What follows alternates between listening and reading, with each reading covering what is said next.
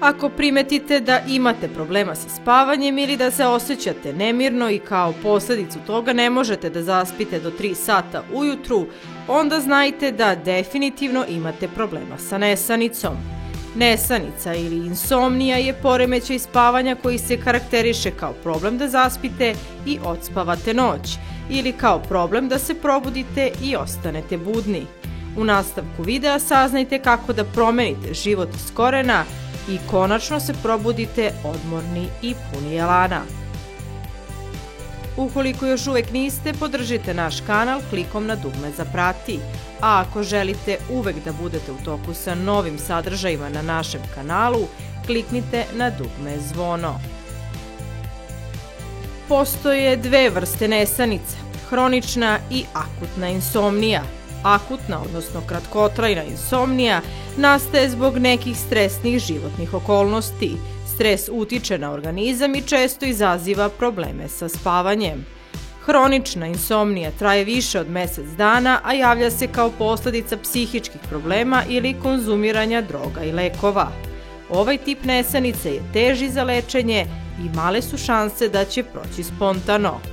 Preko 50% odraslih ljudi imalo je simptome nesanice, makar u trajanju od 1 nedelje.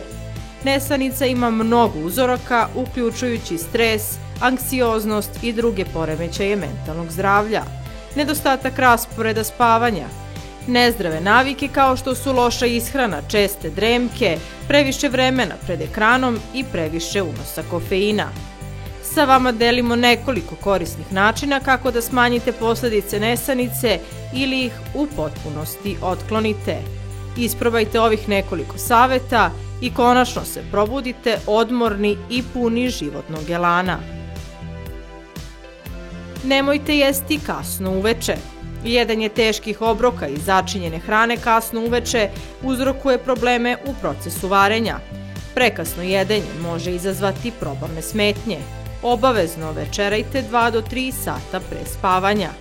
Međutim, ako su vam porcije za večeru premale, to može dovesti do kasnog noćnog grickanja što može nastaviti da ometa vaš san. Iako je najbolje da jedete u ili približno u isto vreme svakog dana, nemojte preskakati obroke. Ako odete u krevet gladni, ima isti efekat na san kao i prekasno jedenje. Prestanite da dremate tokom dana. Koliko god privlačno zvučalo, dremanje oko 16 ili 17 časova izbacuje vašu rutinu tokom dana. Dremanjem, posebno kasnije tokom dana, vaš ritam se prilagođava novom rasporedu i uzrokuje da duže ostanete budni. Ako treba da odspavate, pokušajte da to uradite ranije tokom dana. Ako vam je to potrebno posle podne, podesite alarm na 30 minuta. Ova brza dremka će vam dati energije da ostanete budni bez ometanja vašeg ukupnog sna. Sklonite se od telefona i mobilnog uređaja.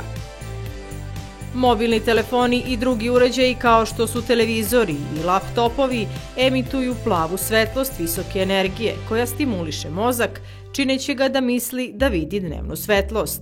Ova stimulacija vas drži budnim, posebno kada koristite ekran neposredno pre nego što odete u krevet. Previše plave svetlosti također dovodi do naprezanja očiju i glavobolje. Ako se borite sa nesanicom, ali ipak ostajete na telefonu dok ne pokušate da zaspite, to je onda razlog vaše nesanice. Smanjite unos kofeina. Pokušajte da izbacite kofein što se više približavate vremenu za spavanje.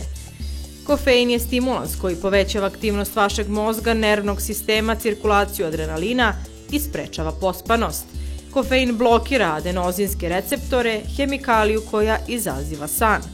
Adenozin se stvara tokom dana, čineći da se osjećate umornije što ste duže budni.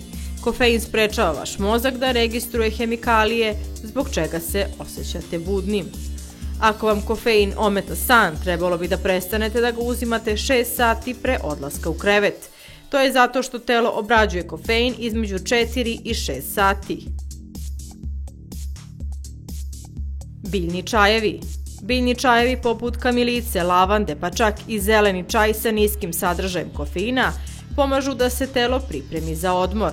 Kamilica je posebno dobra opcija ako tražite prirodan način da zaspite, jer ima sedativni kvalitet koji opušta mišiće i usporava aktivnost u mozgu.